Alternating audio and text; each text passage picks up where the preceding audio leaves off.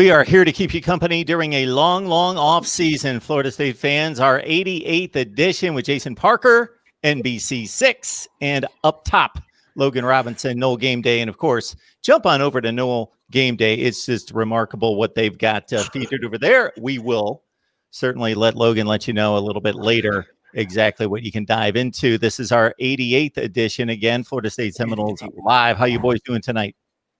Doing good. Now, I feel like we have to address the viewers about something because this is we're doing this on Thursday night. Now we're taping this on Thursday night. Normally we do it on Wednesday night.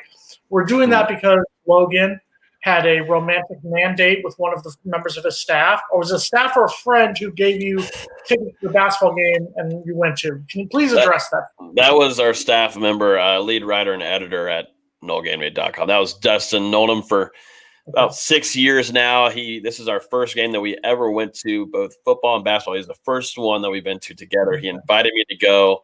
I think it turned out to be a date almost.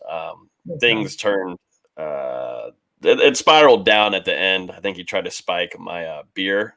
So the date didn't go as planned. I was a little tipsy on the way home. It's definitely spiked, but had a good time with the guy. It's always good to talk with your staff members over the phone, but be able to spend time with them and have a good time. Because we followed your documented night on your Twitter at Logan's Twitter, and just we saw he bought you the beer. You kind of looked like you had your hand around his shoulder. I'm just saying that was wrong. So I think that right there, it looked like it was. So there was a seat in between us there. I also, Jason, that shot right there that someone took of me, I didn't have my mask on. That's why I'm here doing as many shows as I can to apologize. I don't want to be canceled.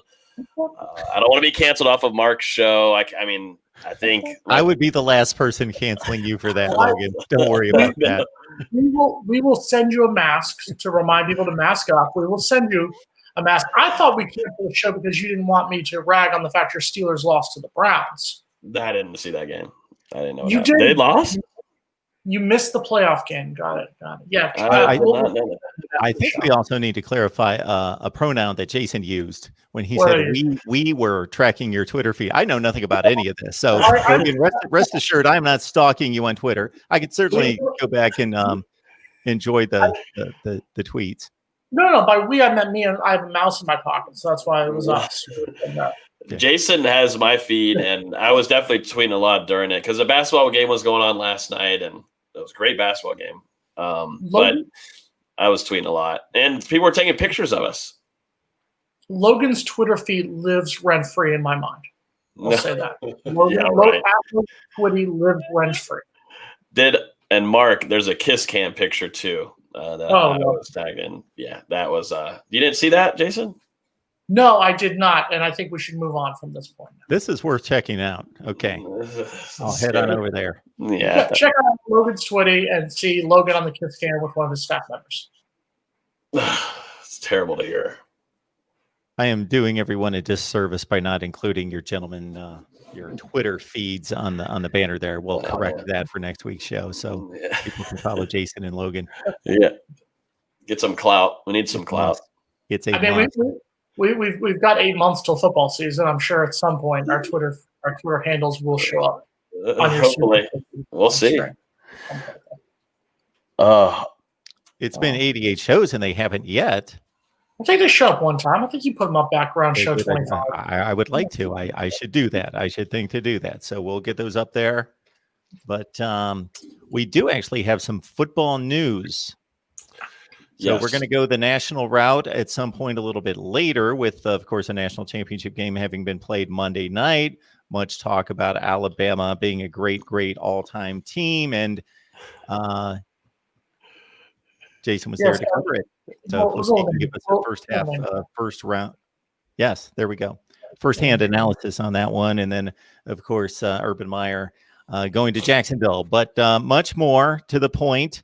We'll let you lead off, Jason, with Keir Thomas. Keir Thomas is a player, is one of the Florida State brought in 4 transfers that came in. He's a defensive end, played at South Carolina, is from Miami. He was high school teammates at Miami Central High School with Dalvin Cook, Calvin Phillips, a bunch of other former Florida State players. The interesting thing that a lot of the old school Noles will remember is that he was actually committed to Florida State.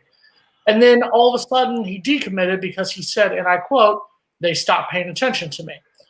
Now, at first when I read that, of course, as we've done with 88 shows, I've condemned every single thing that Jimbo Fisher did at Florida State. So I thought, let me attack Jimbo. But then let's take a look at the defensive ends that signed with the class of 2016. Janaris Robinson and Brian Burns. Here, that's why you were getting looked over, because Brian Burns is now in the NFL and is a stud for the Carolina Panthers, and Robinson has the work ethic that'll probably get him on an NFL roster this season. But the past is the past. Thomas, welcome to Tallahassee. I think he's going to be that quality leadership. I'm not sold on these transfers, all of them, because Mackenzie Milton, Thomas, these are one-year guys. It's one-year leases. I think the goal for Mike Norvell is to bring these guys, get 2021, get that season turned around after what we did last year, and go from there. Now, Logan, there's also a certain running back who has more than just 1 year left, DJ Williams, who's also a Florida guy, but then went to Auburn. Talk about him for a moment. Yeah, he's a guy that you lose LaDamian Webb. Well, boom, you bring in another guy that has a lot of talent. Some were saying that you might have a little bit of an upgrade with LaDamian Webb. This is no shot at Webb whatsoever. I think he had a great season at FSU. But I think this guy just has a nastier tenacity. He's got some speed on him too. He's going to be here. He's got a little bit of experience, but young guy that you're going to be able to build some depth around. And he's going to be able to take some tolls on some blocking packages. And I think he's a downhill cat that is going to run over you. It doesn't matter if it's first, second, third level. He's just got some energy that he brings. And I think it'll be fun to watch him and Doug run over some linebackers and definitely DBs. But he's got some speed. He's still a big cat.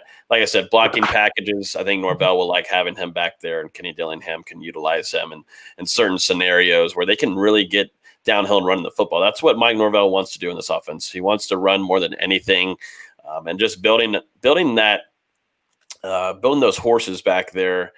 And the barn is all they want to do. And there's so many running threats right now I think that Florida State can utilize. You're still missing. You didn't get to see Corey Wren last year. You bring him back. He's going to be fully healthy, ready to go here in the coming workouts. So Florida State's stable back there is looking very solid, and I think it's a good grab from an SEC school. And then in the secondary, there were two other guys who came in this week. You have Jamie Robinson, who played at South Carolina as well for the last 2 seasons. He's a 5'11", 195 from Leesburg, Georgia, a Lee County high school graduate. And then another kid from UCF joining Mackenzie Milton, Brandon Moore. He's coming in as a grad transfer from Sanford, played at Seminole High School, and then played at UCF. He also had knee problems the last 2 seasons. I believe he had ACL tears in both seasons, both 2019 and 2020. What does this say? And we talked about this a lot. And now James Coleman will talk about Big Game James, Mr. Poker Player. Before we get to that, James, did you win last night in poker? Not at all. I lost. You didn't lost. I lost in the cash game as well as I lost in the actual tournament. Y'all hear children's music in the background? I'm trying to get more. You do? Is it really loud? Is it that loud? No, it's fine. Let's do it. Okay, if I zone out Logan talking, I can zone out your kids' music. It's fine. It provides a nice little music bed under the conversation. Okay, all right. But Logan, we talked about this, how the class kind of took a little bit of a downhill turn, but Norvell and the assistants have brought in these transfers. It's almost like the class of 2021 is going to live or die from these transfers. Good, bad. What are your thoughts? I think for the most part, you look back at this last offseason, and I think people immediately think about Jerry Jones or maybe Miko Dotson. Miko Dotson, on that hand, was dealing with injury throughout that whole season. Jerry Jones had a few plays here and there where weren't so successful. So I think some fans maybe be like, okay, cool, we're getting these transfers. Oh, we're getting these SEC kids. Boom, all right. So whatever. We saw what happened last year with some of them. Some of these cats coming in, and my favorite one so far is Jermaine Johnson, who's going to be an immediate impact going against Notre Dame during that night game. I mean, it's going to be right off the bat. He's got experience. He's obviously very skilled, talent too, but he's going to be an instant impact kind of cat. Jamie Robinson, I think, too, is just going to jump in and be right there with the competition of starting. But it creates a nice flow of competition, but there's got to be some kind of flow of improvement in a lot of these departments. Definitely, I think, in the DB room, Asante Samuel Jr. is just Asante Samuel Jr. He did what he needed to do. He had his tunnel vision, which me and James have talked about. He just got the tunnel vision to where he wanted to go to the league, and that's how it was. Some of these guys really need coaching in order to find success. And I'm excited for a few of these guys coming in. I think Jermaine Johnson, Jamie Robinson, are my two favorites so far, and maybe DJ Williams. We'll see. I want to see how they utilize him in blocking packages. I think he's a big cat who likes to run over people, and I'm all about it. So, James, when you look at these transfers, a lot of them seem to be coming in on the defensive side of the ball. I know Mackenzie Milton's the big name, DJ Williams, the running back, coming in from Auburn, but for the most part, it seems like Norvell and the assistants are going defense heavy. Good, bad. What are your thoughts on that? I think it's you anytime you try to upgrade talent, I think that's always a good thing. They obviously consider some of these guys, if nothing else, adding depth. I think it was the Kier kid from South Carolina is a guy who's coming in to possibly compete, definitely add depth into the next year. I think he's what I would call a mercenary. He's a one year in and out guy. But I think, as Logan pointed out, was it Johnson is in safety, correct? Mm-hmm. But that's somebody, that's where you're Robinson, excuse me. That's where you're truly weak at. So you need a guy like him who's coming in with some experience that is going to be here for a few years. If you're going to build and develop, which again I call it a buzzword, culture. You can't build culture with a bunch of guys who have never been here and aren't going to be here for very long. But you can build it with sustainability, with guys who come in, have success with each other, and they grow together. I think where they're missing, though, and severely lacking is getting a linebacker. You got a pass rusher with the Johnson's from Georgia, right? Mm-hmm. Forgive me. I'll learn their names. I learn their names when they make plays. But right now, they've done nothing. So, but that helps your D-line, but you can really use a true elite pass rusher. Like, I would have loved to see them go try to get the kid from Georgia State who led the nation in sacks last year. That would have been an upgrade. Or go find a linebacker that can come in and truly develop you to make your core better, whether you're going to a 4-2-5 look or whether you're going to a 3-3 stack or whether you're staying in a 4-3. You definitely need somebody that's going to be able to raise the level, because you've got a lot of young guys that have potential, but if you look at what it looked like last year, they haven't made any true upgrades. It just looks like it's going to be a bunch of guys who are wandering aimlessly. But I think offensively, they're in the mindset like they were in Memphis, more than likely. You get a Mackenzie Milton, you try to score. It's the first team to 60. If you can score 60 points, and you just hope the other team can't outscore your offense. So, and if you can stop there, if you build your defense to stop them 3 or 4 times, there's only a few teams that you really need that for. You need. Not saying they're going to beat these teams, but you obviously need it for Notre Dame. You obviously need it for Clemson. You obviously need it for Florida. You obviously need it for Miami.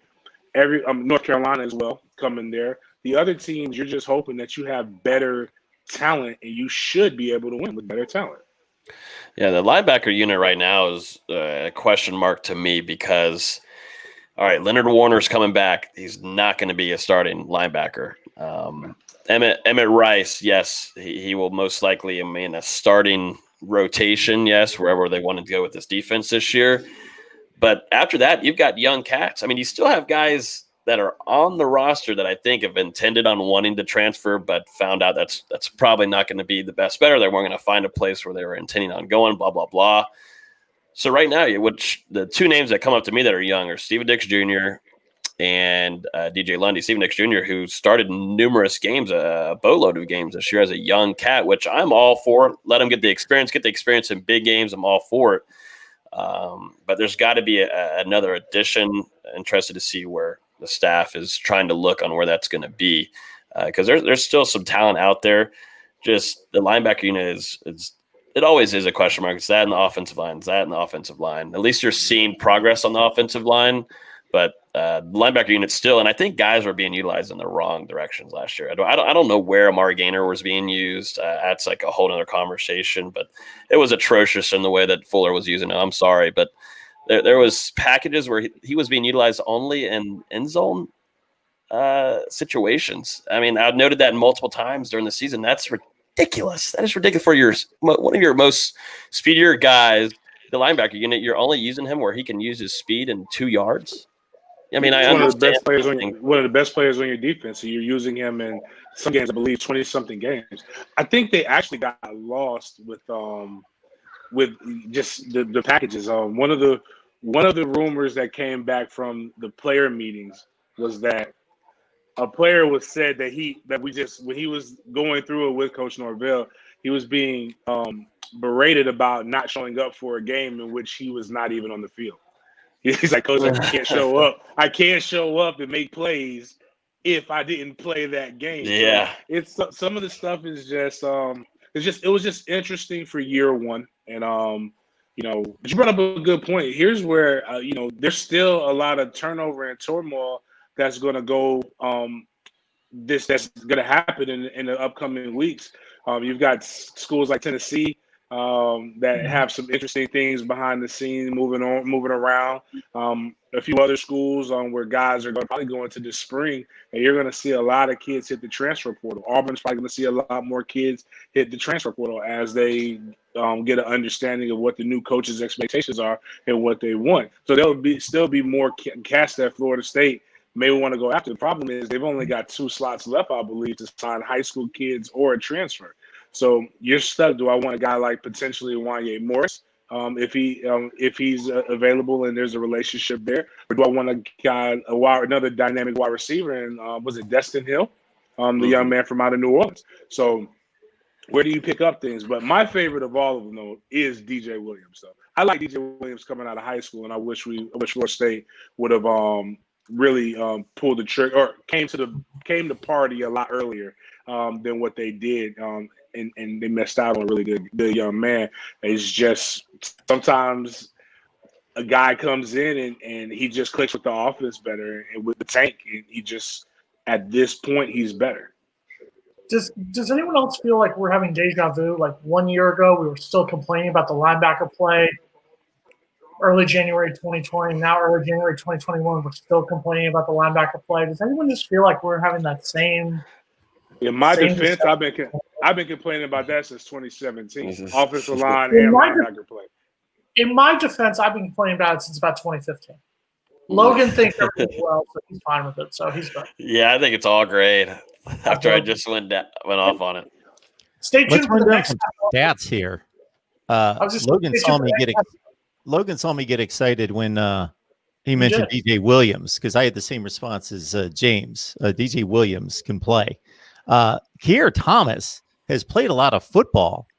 44 games played at South Carolina. 44 games, 142 tackles, 19.5 tackles for loss, 8.5 sacks. So he's been productive. He's not a great player, but he's making 35, 40, 45 tackles per year. He's played a full career there at South Carolina. DJ Williams, 600 yards, 4.9 per carry in his career, 5 touchdowns, 12 catches, 72 yards. Jamie Robinson, he's had a couple productive years at South Carolina, 62 and 73 tackles the last 2 years, even though we missed 3 games, 3.5 tackles for loss and a couple picks. So as James said, it might be depth, but it might be guys that actually are able to stand out and make some plays. And I will give Norvell and the assistant coaches and the recruiting staff credit. What they're doing is they're going out and not just getting these one and dones, like the Mackenzie Miltons, like the Keir Thomases. They're not going out and getting guys who are going to have a few years left. I want to see what DJ Williams can do. I want to see what Jamie Robinson, what these guys can do. So let's give them credit. They are going out and getting these guys. To what James said and what I said earlier, there is also that certain level of how hyped can you get over Keir Thomas, when he's only going to have 1 year? Mackenzie Milton, everyone's praising Mackenzie Milton. He's going to be the next great quarterback. And then after 2021, he's not with us anymore. So there's a certain point where you've got to understand the transfer portal. That's all I have to say about that. All right. Anything else on these transfers? I'm excited. I'm always excited for new cats. That is, and obviously Florida State's going to try to bring in either an offensive lineman or a lineman. I mean, that's what we think they do. They might be thinking differently, but if Florida State does intend on trying to bring in one of those, you're still waiting on maybe another wide receiver like James was talking about. Destin Hill, things in Louisiana, I think it's more personal than anything. I think he's still Florida State lean, but it's just personal things. There's got to be a way to get him over into Tallahassee. I'm sure the staff is trying everything they can, but with the NCAA regulations, everything, I think it's just get him to Florida State, get him around the campus, and I think it's over. Logan, we don't need another offensive lineman. Our offensive line is just fine, according to you. You told us last week the offensive line is just fine. We don't need to touch the offensive line. It's the greatest offensive line since Washington's football team in the 80s and early 90s. Washington's NFL football team. Never said that. I will say this: better quarterback play will make the line better. If better wide receiver play. So like if guys are getting open, as Dugans kind of flips that room and it becomes more of his guys, that should be able to help open some things up. You would hope, but the thing is, Florida State has to develop. This coach staff has to develop the identity of what a Mike Norvell player looks like in Tallahassee. So to get guys from SEC programs and to be like, I see articles written about we should be happy that we're getting SEC starters. Well, you would have to go down the logic that you just really respect all these teams in the SEC. I respect Bama. I respect Florida to an extent. I definitely respect LSU. I respect Auburn plays a good brand of football, and Georgia. So after that, I'd have to be honest with you in saying that the rest of those teams are comparable to a lot of the ACC teams that I see. So to get a guy from Arkansas, which again, I'm not knocking anything that he's done, but I believe they've won. I think he didn't play this year, and there was a walk-on cornerback that took his spot and got 2 interceptions that first game. So like, I'm not going to get overly excited about that. Well, I can't get excited about Robinson. I can't get excited about Robinson, even though I don't necessarily like South Carolina, but I can see that part. But like, I'm just, again, that's me wearing my, hold up, this is Florida State and we play a pretty good brand of football when we're good. And I don't just respect somebody because they came from a bigger school. Perfect example. There was a kid who came from Lincoln High School when I was at Florida, in Tallahassee, Florida. This kid was 6'7", 320 pounds, a junior in high school. Like in 2001, that's a dream prospect at left tackle. And all people are like, oh my God, he came from Lincoln and blah, blah, blah. My first question was, well, why did he leave Lincoln? Lincoln is like a powerhouse. If he's any good, he wouldn't be coming here. And I was right. I was 100% right. The kid was softer than mashed potatoes with gravy added on top of it. And we ended up benching him for a kid who was 5'8", 200 pounds because he could at least pinch the defender. So what I mean is that if they're, and this is no knock, but this is just using common sense and deductive reasoning. Kiera Thomas is a guy who technically could leave his school situation, not just, like go to the NFL. He's not an NFL caliber guy at this moment. Like a lot of these guys aren't NFL caliber guys at this moment. And yes, we may not have NFL caliber guys, but to quote my guy, John Heron, a.k.a. Hova, who's at the University of Florida, if they're not helping us beat Bama, Georgia, Clemson, the teams, and get to the playoffs, I don't want them. I don't need them to waste my roster space.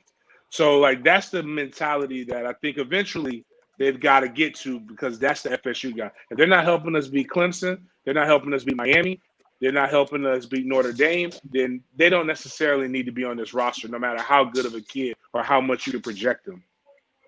One of the things you notice when you look at a lot of these transfers, though, that a lot of them are from the state of Florida. I didn't even realize that. The kid from Arkansas is from Delray Beach in Palm Beach County.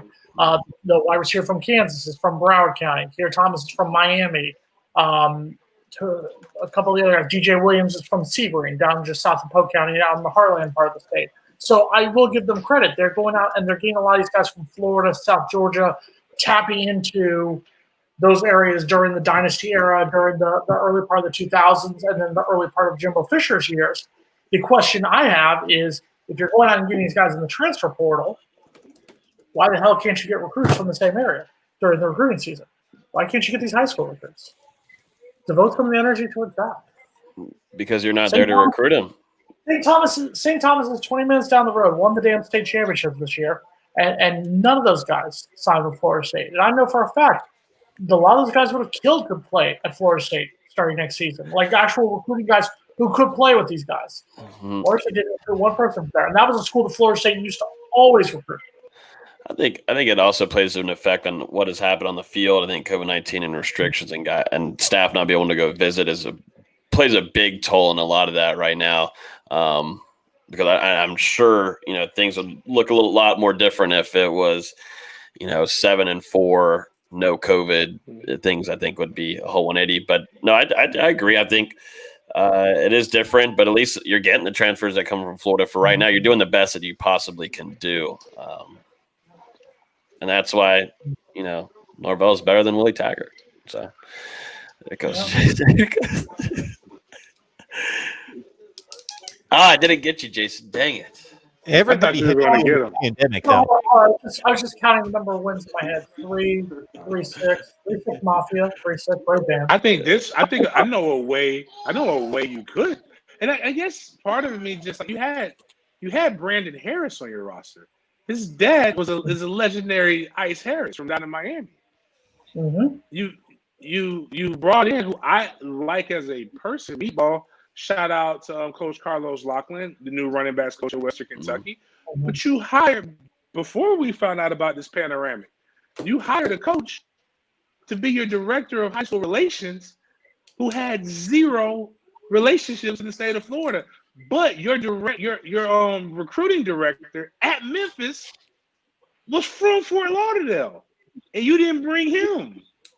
Like, again, I'm happy he's getting the Florida guy. He's getting the Florida guys, but some of this stuff, I'm not going to make those excuses for him. Because really, it's produce or don't produce. At this level, that's why he's getting the money. That's why he's at we're at this big boy level. You either produce or you don't. But I think again, like it's a step in the right direction. When you feel like you couldn't get what you needed to get in the class of 21, then you use what you could get to supplement it in the transfer portal. What he has though is a great opportunity in the class of 2022. And if anybody bails him out or gets him, I don't give a damn if COVID is 2 times stronger. You have no excuses when you got 3 guys who are legacies who are top prospects. You got a kid, Travis Hunter, who is is a gift from God. Like, he's getting offers and telling them, you're too little too late. He's got a kid who's probably a Bama lean hitting him up, and he's saying, like, hold up, unless you're trying to get here with Florida State, there's nothing for us to talk about. And then I can't think of the other kid. So you've got some prospects there that are really, really good that want to come here, and you have a chance to have one of those ironic years where you can have 2 5-stars and be a mid team. But at some point, you gotta go and develop these relationships. I think they can beat on they can lean on some people a little bit more. But right now they've got 2 key spots in that in the off field positions with what Brandon Harris was and what Carlos Loughlin was, where you could go get guys, but you talk to those guys and now you're about to let them leave to go somewhere else. There's a guy who's Meshach Harris, who's excuse me, my bad, not Meshach Harris. Meshach is his last name. Meshach used to be with the Jacksonville Jaguars, coach at Tennessee State right now, who the commissioner, whatever the hell Luke and them guys were calling themselves, literally said, hey, this is a cat that we all respect. And right now, man, I hope they're listening, and I'm giving you free game because I know Indiana then offered this man a bag, and I told him you'd be a fool if you don't take that bag. If you don't take it, just because you want to come to Florida State. I would love for him to be at Florida State, don't get me wrong. I just personally would have taken the money. But again, too little, too late. Like delaying this stuff, and COVID's not the excuse because this guy's qualified. Guys have vouched for this person, and that's somebody you get, but you can't get him. The first person I would have picked up the phone when I found out after the holiday break that Carlos Loughlin was gone, It's Kenyatta Watson, right? Coach K, the real Coach K Watt, who's basically he's the guy in Atlanta. And Atlanta's a hotbed right now. That part of Georgia is a hotbed. It's the reason why Georgia Tech is when his son committed to Georgia Tech, it's the reason all the top transfers are going to Georgia Tech. And it ain't because they all want to be engineers. It's about the relationship. If you don't have the relationship, you hire people who have the relationships so that you can have a relationship vicariously through them. It's very simple, especially when you have the money in the budget. It all comes down to, and Logan said it earlier, and we've talked about it over the course of this past year, it comes down to wins or losses. One of the things that hurt Mike Norvell in his failure of a first season as head coach at Florida State was going 3-6. Was losing to Georgia Tech, losing to Louisville, losing to Tech. He failed in his job as a head coach. Now, could he bounce back next year? Absolutely. Could this team win 8 games? They have the talent to win 8 games and be better than their failure of his first season as a horrible failure as a head coach. Worst head coach season since the mid-1970s at Florida State. Worse than Willie Taggart ever did in his 2 seasons. Just throwing it out there, Logan. Just want to make sure you heard that one. But that's what's going to come down to. How do you recruit South Florida? You beat Miami. That's why one of the reasons Florida State was able to recruit so well was, yes, you had assistants who had ties to South Florida, but you also beat Miami's butt 7 times. And now you're on a 4-game deficit, or excuse me, a 4-game losing streak, including a 52-10 loss. Beat Miami, then you can get South Florida. Look competitive against Clemson. I would love for us to beat Notre Dame in the opener, but at this point, be competitive. If you can keep that game within a possession, within 10 points, that will show people. That's what people need to see. But what people need to see right now, and I'm a minute 45 seconds late on this, is why you should hit the like button. You should hit the like button because 88 times now. We're closing in on 90, and then after that, 10 more times, and we're at 100. But hit that like button. We go live usually Wednesday night at 6 p.m. Come hang out with us. We're staying weekly on this. We don't ever give up. But also hit the subscribe button too, because whenever Mark puts out a new video, we'll be notified usually, or hit the bell too while you're on your phone or laptop, wherever you're at. And it helps. We need more likes. We got probably like 50 viewers. We need some more likes. And Urban Meyer just announced. Deal is done. Urban Meyer is done. That's what I'm talking about right before my show. Yeah, okay. Perfect content. That's why I'm dressed up. Yeah, I knew it was right there. You're making us all look bad, James. You're dressed up sharp, looking good. The rest of us. This is a fun night for Jacksonville. Party Jacksonville. So the Lot J deal getting pissed me off for numerous reasons. But then I also knew that I was telling people, listen, I've been here before, man. Last year with the Bob Stoops stuff. I'm not going to press. I'm not going to do this. What's going to be for us is going to be for us. I was like, Urban seems to be the guy they want to get. The difference between Shad Khan and Florida State is Shad Khan is a billionaire. Shad Khan is probably worth what the university is worth. So he can go get whoever the hell it is he wants to with a blank checkbook. And then when I saw the pictures, I realized this. Nobody's flying into Cecil Field, which is one of the private airports here. Ain't nobody flying private to Jacksonville, not for vacation. This ain't a destination place. And Lot J made sure this will stay not a destination place. But they're coming here for business. So it's exciting.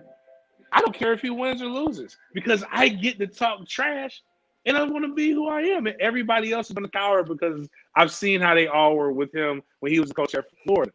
He intimidates cats, and I love bullies. If he wins and bullies, I'll be great. If he stinks, I get to talk trash about Urban Meyer as a Seminole. Imagine what that's a win-win for me. This is Christmas Day for James all over again. Look at him. Look, he's smiling like crazy. Look at him. We're gonna get Trevor Lawrence more than likely. Oh man, it's really impossible to mess this up. Outside of the GM, I think Balky was bad, and I also wish they would get rid of this Rooney Rule because it's BS. It just made things longer. I wish they would. I need them to give more black coaches opportunities. I'm great, but I don't want semantics and all this pomp and circumstance. If you knew you were hiring the guy, just hire him. Don't interview the running backs coach that you know you're not going to hire.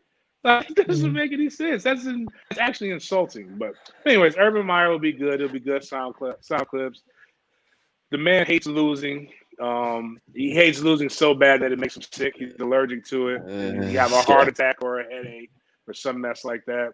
And as long as and this is different than college, he can hire an assistant that may or may not have an adverse relationship with his wife, as long as he's winning games. We don't need Patriots. I don't need him babysitting. Crime rates on them might go up, but this is the perfect city for that. Like, where Urban goes and they win, murders come. Robberies happen. Drug deals happen. Like, just look at his track record. But if we can get a Super Bowl and all that before the Jags move to St. Louis, I'm all for it. You're not winning the Super Bowl. Let's calm down on that one.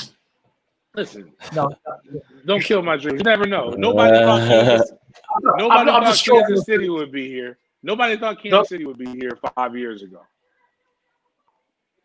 Patrick Mahomes, Andy Reid. No, you're not winning the Super Bowl. Trevor Lawrence is a higher graded prospect than Patrick Mahomes. Patrick Mahomes was what's it 500 in Texas Tech? You're right. You're right. That's happening. I'm up for Jacksonville being good again. Next year, just one time. I think it'd be good a lot. Just need a good season every 5 years, right? Yeah, next year in LA, they will be screaming Duval. That's what you're right. You are right, James. No, I didn't say next year. That's foolish. How many years? It's gonna take a couple of years to get that to happen. Like, it's not happening. Like give me 3 years. Ain't no 3-4 years. Ain't no rookie gonna do that. We don't even have an offensive line. So Super Bowl 58, you say you'll be competitive. By Super Bowl 58, the Jaguars. Sure. We'll be close. Playoffs for 3 years. Okay, playoffs in 3. Baby steps here. Mark's like, why are we talking so much about I'm just taking it all in. I wanted James' take on Urban Meyer to Jacksonville, and I got it. I'm excited. He's not excited. Yeah. We had a guy who talked about bologna sandwiches. And he said the first thing he did after a win is I'm going to go home and I'm going to kiss my dog. I'm going to go shower and then I'm going to go to sleep. He didn't say anything about his wife. Like, he didn't say anything. That was Douglas Marrone era. And I got no. Like, it's done. It's over. Like, Herb might not even talk to his wife. Herb's going to say after a win, the first thing I'm going to do is go break down some more film so that we can win again. And I'm like, okay, I like that win. That winning thing is fun. When I have my alma mater's not winning. Yeah, the Urban Meyer stories after winning national championships were he'd go into the locker room, everybody else would be going crazy and jumping up and down and celebrating, and he had to go back to his back office and start calling recruits. Imagine he doesn't have to call recruits anymore. That's somebody else's job. He just got to call plays. So you took that job with any promise that he would have a hand in personnel decisions? Without a doubt. They hired Balky. He was here already. He was the assistant GM already. They promoted him. He's a shell. He didn't know what he's doing. He's there so that you can make sure that the college recruiting and other people's jobs are still there. But at the end of the day, when it's the first pick, and the first and depending on whatever the first round pick is going to be, Urban Meyer will have the last veto. Balky might come up and say, hey, would you like this person? But Herbs is going to say who he wants. The only way Herbs can really mess this up is I don't even necessarily think he would mess it up. It just won't be. I won't be as excited as if he uses his Ohio State ties and decides that he wants Justin Fields. That would be interesting. Can we just look at James? I haven't seen James smiling this much in a while. Look at him. He is excited because it's a no-lose situation for him. No lose. I haven't. I have a chance for Jacksonville to win. So my weekends in 2021 can be different than my weekends the last few years. Kind of like going into a Saturday where I know we're going to lose both games, and I have to talk about this stuff for both times. And so at least I'm 50-50 on who's going to win. So I'm happy about that. And they're coming off a last place schedule, so they'll play an easier schedule next year, so things will be good. Good for Duval. On behalf of Mark Rogers TV, the voice of college football, Logan Robinson, the voice of NoGameDay.com, Jason Parker, the voice of NBC6, congratulations. I appreciate it. Mazel tov. Yes. Mazel tov. Mazel tov. Thank you, Logan. Appreciate it. I gave you one. We talk Florida State football every week, usually on Wednesday night at 6 o'clock Eastern time. But depending on Logan's plans, we need to adjust Whoa, from time to time. James, poker night too. Poker night too. Poker night, James. But James gave us hours notice that he was doing poker night. You're the one who said, I'm going to on a romantic mandate with one of my writers to the basketball game at the last brotherly love. Brotherly At least love. they won. And by a lot. It was fun to watch. Yeah, no, but this does not count towards our basketball time that you promised during the course of the season. This is not there is basketball time. I did promise. I'm a man of my word. You guys will just have to use it wisely. When it gets really lean in the FSU football chat time, that's when we'll bring the best.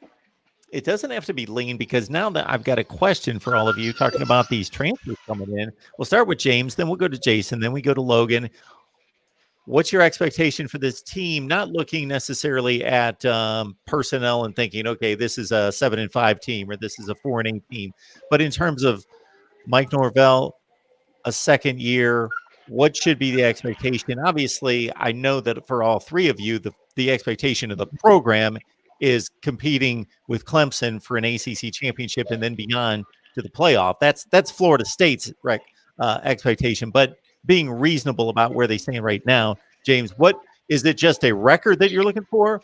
Or I got to think that you're looking for a style of play. You're looking for an attitude. You're looking for a combination of things this year to be content, to be satisfied that, hey, we took a decent step this year.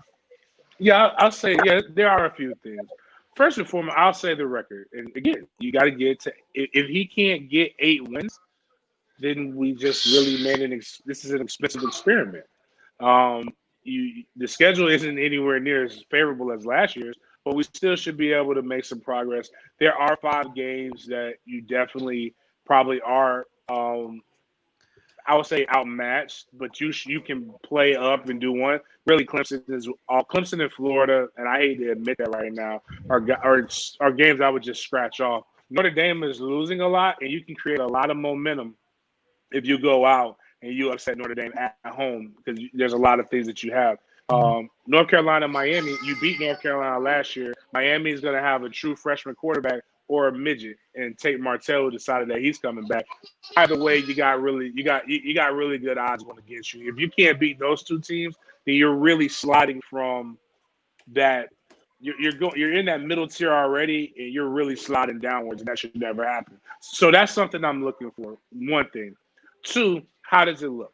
So let's say they do go 8-5 and the offense is super explosive, but they're winning shootouts. Now I have to really question, is your loyalty and some of the things that you're doing hindering your ability to truly run this program in an effective way? Because that means that Coach Fuller probably was a mistake. It's funny, as much as people bash me about saying I'm speaking bad about Florida State, not once have I ever asked for a coach to be fired. I've actually just used the same rhetoric that other people use to give some people excuses. So if Mike Norvell and Coach Kenny Dillingham, who I have a pretty decent relationship with, as people have seen on Twitter the last couple of days, but I hold people accountable. If they we didn't have COVID, we had COVID, we did have spring, we don't have our guys, then I have to give Coach Fuller the exact same thing, because he dealt with those exact same issues. He had COVID he had to deal with. He didn't have spring. He doesn't have his guys. So now everybody COVID's still here. So everybody gets COVID, but you'll get your spring. You'll have a full offseason. You've recruited your guys and you brought guys in from the transfer portal. So if that defense isn't flying around and stopping people, then I have to then I have some questions. And then third is like, really, what is the energy and what is the sound like within the program? Our guys truly happy to be here, and I'm not talking about those sound bites and the articles, because if you're a fan right now and you believe anything that the beat writes in terms of culture and how the guys feel in these press conferences, then man, I got oceanfront property in Nebraska to sell you. We started off the year with the Kumbaya.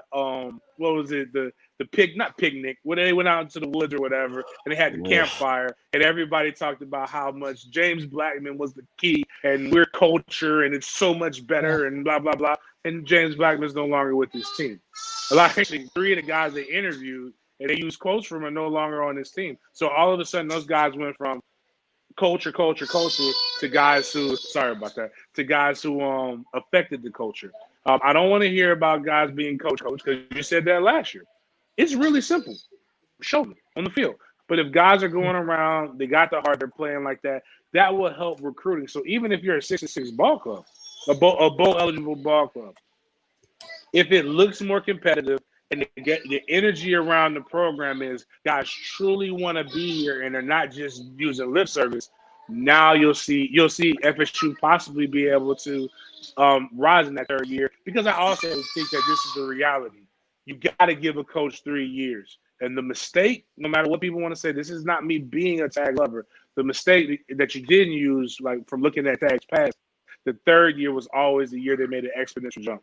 So I do believe that the 3rd year can be a year where, actually, with Mike Norvell in Memphis, his 3rd year was when they made an exponential jump. And then his 4th year, I believe, is when they went on to win the conference championship.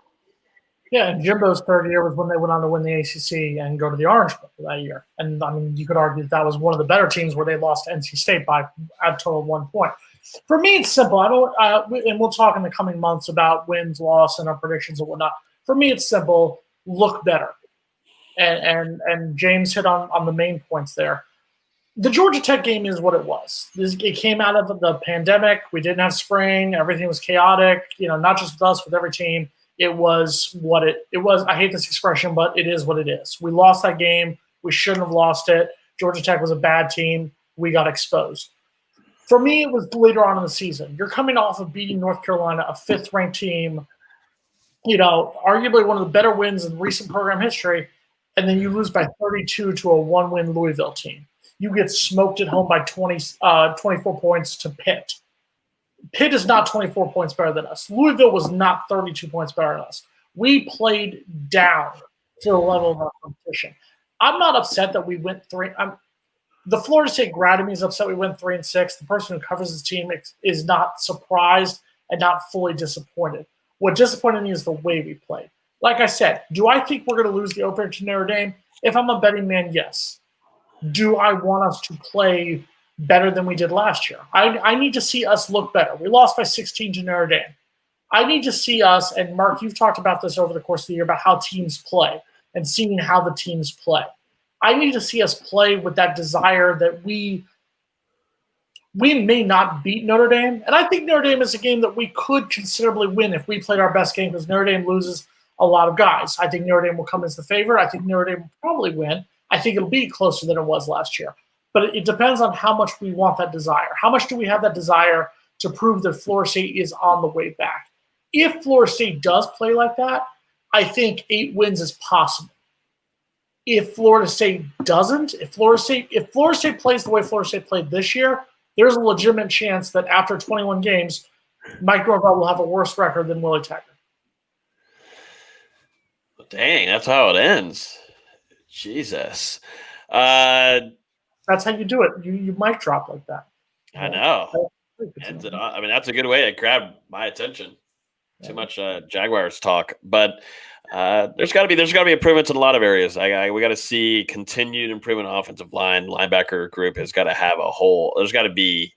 I didn't see much of improvement. We got to see some young cats and then make some little plays here and there. But there's got to be a bigger increase, in my opinion. There's got to be a double increase in what we saw on the offensive line.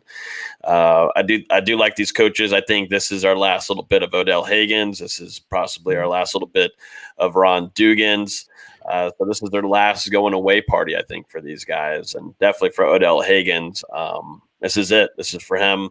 The defensive line was piss poor. I mean, I'm surprised we don't talk about that enough. I mean, that was terrible last season. That was atrocious. I don't even remember Robert Cooper being on the field now that we almost a month after kickoff. I don't really remember. Definitely Marvin Wilson being there. I don't remember Corey Durden being there. Janaris Robinson's kind of career has been the same throughout it all. And Kando stayed healthy this whole season, but I don't really remember him playing. That's what I remember of the defensive line. So the defensive line has got to get better as a whole, most certainly. If you're going to do it for anybody, do it for Odell this last season for him.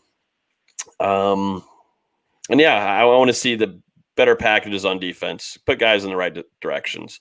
Using Amari Gainer in the end zone, utilizing him in that area of the field instead of midfield, or being able to put him in space to go after cats is just piss poor professional coaching. You're being an idiot using him in that kind of scenarios. And that's why a lot of people wanted Adam Fuller gone in his first year. This will be Adam Fuller's make it or break it year 2.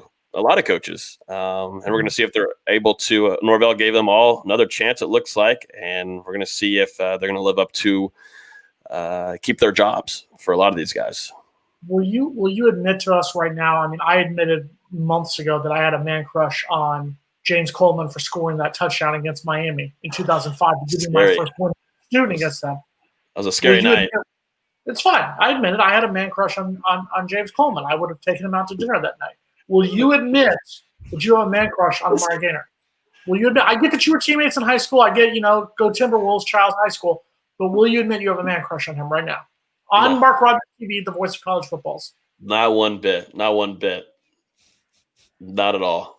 I mean, we see it. The writing's on the wall. We see it. Just own up to it. It's fine.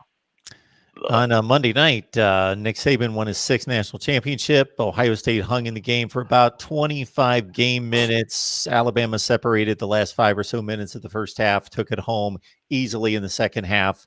I could go on and already have about what the differences are between the two teams, programs, and coaching staffs. But focusing on Alabama, James, based on what you saw this year, based on what you saw against Notre Dame, Ohio State, this was a team that went undefeated, prolific offense. We saw LSU score more points than anybody in the history of college football last year. Alabama follows that up with maybe an equal, if not surpassing, offensive performance. The defense has its issues. Where would you rank this team based on what you've seen over the last 15 or 20 years? This I'm biased. 13 FSU is number 1 to me. 0-1 Miami. I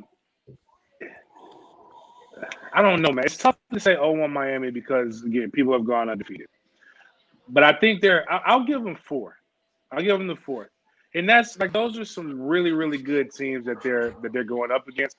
I mean, that they're competing against. But if Waddell would have been on this team, it would have been even more prolific. And Mac Jones is Mac Jones. I'm not going to talk bad about him. My radio partner trains him. That's how he makes his bread. But there's nothing like overly sexy about Mac Jones. So just from a player's perspective and some of the other things, I have to give them 4, possibly 5. But that LSU team, and the reason why they're up there, like I would say they're number 2, because they came out of nowhere, man. And like nobody expected them to be that good. And it kind of changed everybody's perspective on Coach O. Coach O went from being, and this is the craziest thing, how college football can turn with the right players. Coach O is being fired for losing to Troy, to a national champion with 3 years later, 3 seasons, well, 2.5 seasons, because that same season he was being fired, had a decent year the next year, wins a national championship the year after that. So, yeah. Jason. I'll keep it simple. Neither one of those teams is in the top 5. If you want to go with the teams for the last 20 years, the last 20 seasons of national champions, which would be 2001 Miami to this season, neither one of those is in the top 5, and it's for a very simple reason. Mark correctly talked about the greatness of Alabama's offense. That offense was phenomenal this year. And people who want to sit here and say, well, how come Ohio State didn't cover Devontae Smith? Well, because then Najee Harris would be wide open. Then John Meacham would be all wide open. Then Mac Jones would have all day to do whatever the heck he wanted to do. Alabama was just that good on offense. Their defense ranked 33rd in the nation. LSU last year, their offense was number 1 in the country. Phenomenal, the numbers they put up. James is right, coming out of nowhere and then doing that. Their defense was also ranked 33rd.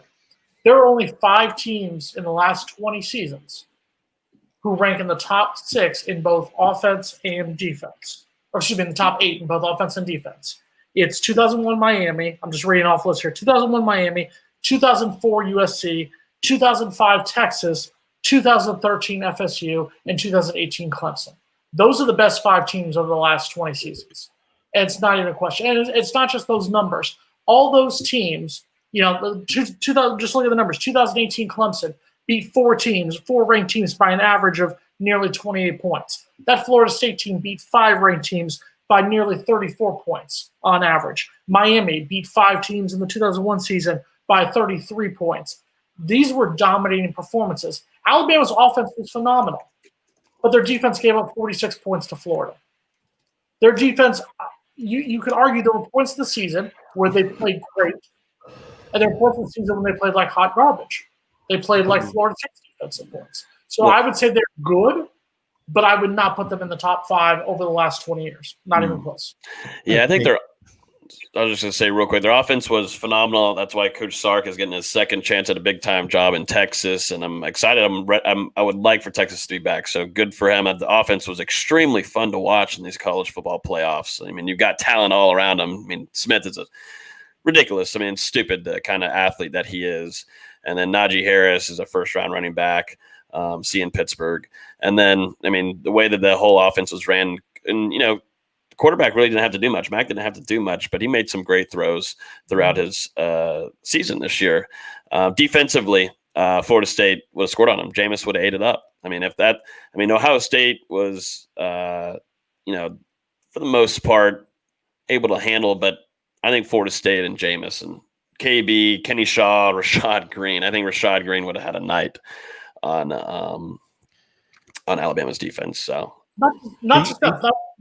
The only conditions I'll put in context on some of the numbers you gave, Jason, is number one, offensive football is so much different today than it was even 5 years ago. So everybody's scoring. There aren't the Alabama teams of 2009, 2010, and other great defenses giving up 8 and 10 points a game. It just doesn't happen anymore. All these. Sorry, I apologize. If I can just interrupt, those defenses were phenomenal. And just look at your numbers. In 2009, Alabama's defense was second. Their offense was ranked 42nd. That's been Alabama's problem, is they've never had both a great offense and a great defense. In all 6 of their national seasons, no, they've had statistically, the numbers show. Just real quick, in 2009, 42nd in offense, second in defense. 2011, 30th in offense, first in defense. 2012, 33rd in offense, first in defense. 2015, 45th in offense, second in defense. 2017, 29th in offense, second in defense. And then this year, fourth in offense, 33rd in defense. I understand that, but if anybody thinks that Mark Ingram at running back and Julio Jones at wide receiver and an NFL offensive line is the 42nd best offense in the country, then they're insane. That's not the case. So those are statistics. Those are yardage statistics that are relevant to a certain extent, but they're meaningless to a certain extent too. So that's number one. Mark Ingram in the backfield, Julio Jones at wide receiver, and a completely NFL offensive line is not the 42nd best offense in the country. All right. That's number one. I sadly have to leave. I have a meeting at 7, so I'm a little bit behind. Thanks, man. But I'll be here Wednesday. I promise. Appreciate it. Unless you get Jason, I want to see. I need to see y'all go at it here because that's why I'm here. I mean, I was about to get a little heated there. I need a little popcorn. Well, no, Mark doesn't go by facts. That's why. He's, dang. I might need to tune in when I get off here. I put the facts into context. Let's take another statistical comparison here and put it into context. This Alabama team didn't play a normal schedule this year. So you understand that in a typical year, you play 8 conference games in the SEC, then you play 4 non-conference games, and they typically would schedule 1 against a really good Power 5 team. The other 3 games would be against Group of 5 teams. They'd have their New Mexico State game and their Citadel game and their other game against Kent State or a MAC or Sun Belt team.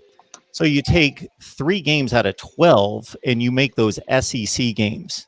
So they're now playing all SEC competition during the regular season instead of playing 3 group of 5s within that schedule, and your rankings are going to change and your yardage statistics and all that's going to change against quality competition.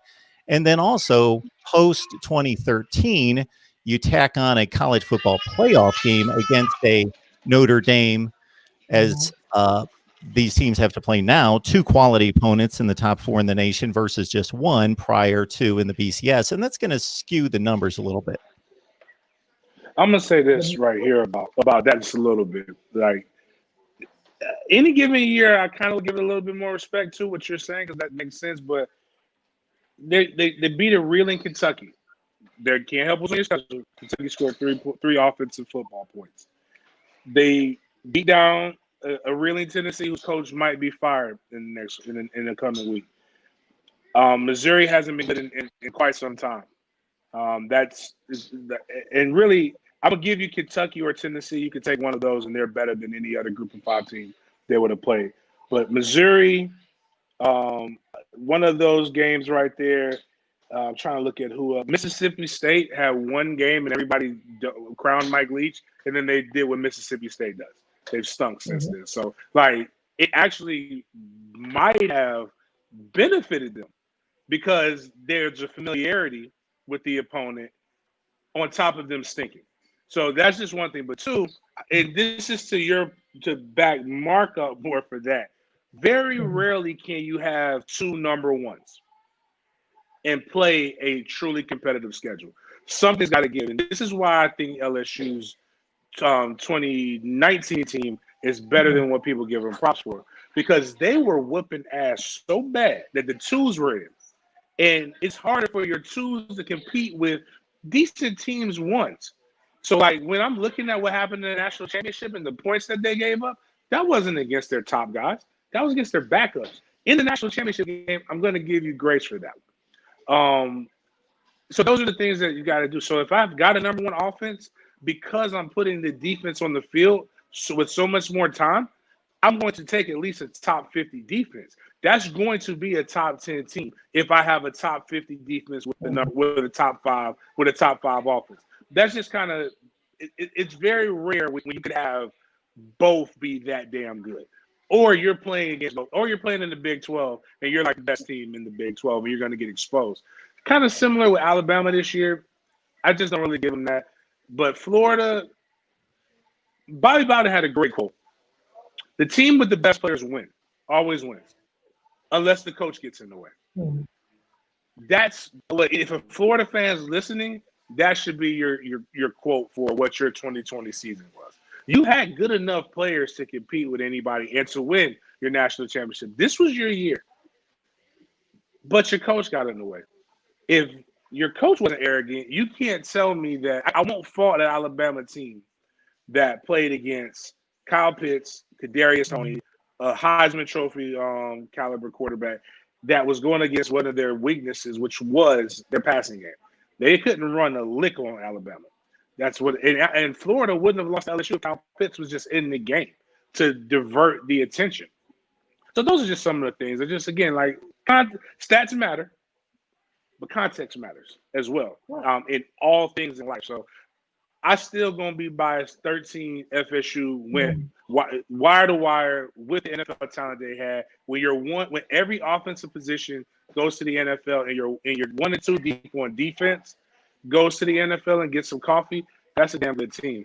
And that's not even me saying the 93 or the 99 national championship team, who the 99 national championship team was the first team to go wire to wire. So not only were they the number 1 ranked team in the nation in the beginning, they finished the season as the number 1 ranked team. So there was a target on their back every week.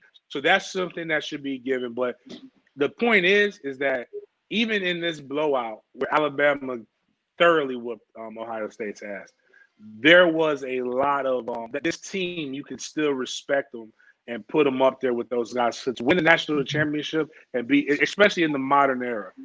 I don't really know about like before BCS because that was voting. I'm not taking away from anything, but there was much more of a human, I like you, name brand recognition. But when there became some more objective, some more concrete things like the BCS, there was a formula. Yes, you could trick the formula, but it was outside of human control. With a playoff now, with things like that, these teams that have won it, outside of, I would say, that first LSU national champ, Saban's first national, Saban's the second one. Whenever they lost 2 games, the LSU lost. No, Saban's first. They lost 2 games. Les Miles. That's Les Miles. Okay, my bad. Yeah. Outside of that LSU team, I'll probably say whoever won the national championship since probably '97, man, is a damn good team, man. I'm not taking anything away from either Alabama or LSU what they did, but using your LSU argument for a second. LSU last season. I'm gonna watch. I got to get ready to go to radio. Go ahead. Thanks, man. Appreciate it. Appreciate it. I'll finish up with this. LSU last season, great offense. Joe Burrow was phenomenal on offense. Their defense gave up 38 points to Texas, 41 points to Alabama, 37 points to Ole Miss, 28 points to Florida. They were giving up large numbers of points per game. I don't see how you can put that against a team like, and I'm not just saying this is Florida State in 2013, but 2018 Clemson. 2018 Clemson finished third in offense, fourth in defense, and that was 3 seasons ago. So the argument that, yes, you can't compare to 5 years ago, I get that. I understand that. That's why I think 20 years is even too much of a sample size, if you will. But I think that Alabama, if Alabama was in the top 15 in defense, I would say Alabama could be one of the top 5 teams in the last 20 seasons. But being 33rd in defense, to me, that's just too much. And I understand that they played great against Ohio State. They played great against Notre Dame. But they also gave up a lot of points over the course of the season.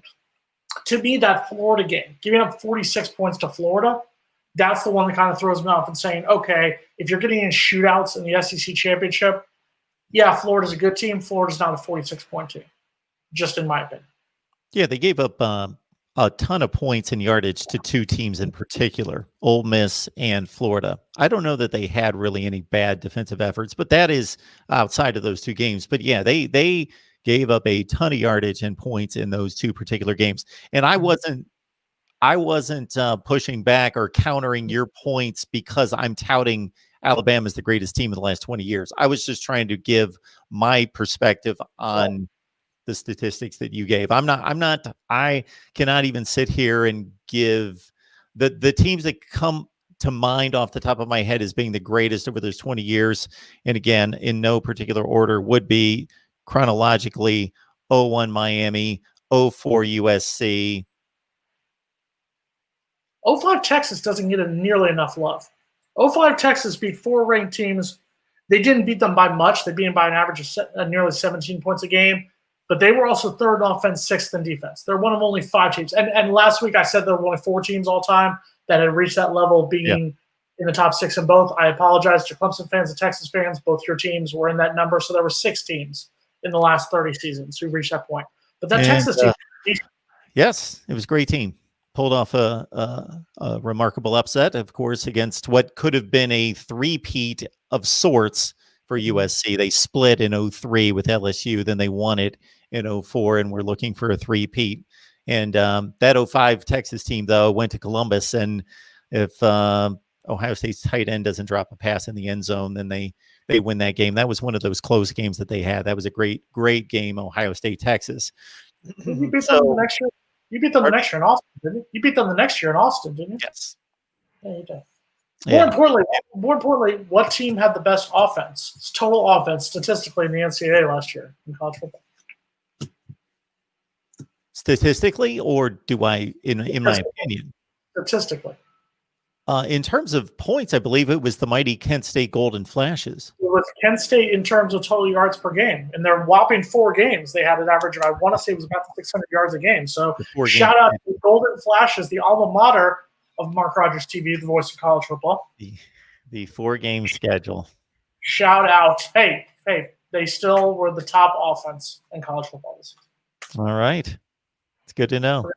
But they're gonna put a banner up. If we put a banner up for being the COVID champs of the ACC tournament, they should put it back up. Scoring champions, total offense champions of 2020, 4 games. All right, Jason. We have 7.5 months to go. Yes. 8.5 months, 8.5, something like that. We have a lot of months to go. I'm sorry Logan wasn't around to tell me more about great special teams play against NC State or something. Well, I'm sure that's coming. That'll be next week. In future episodes. So everybody join us next Wednesday. We hope to be back next Wednesday at 6 p.m. Eastern. Wait, let's check the FSU basketball schedule. Make sure there's no game. See you guys soon.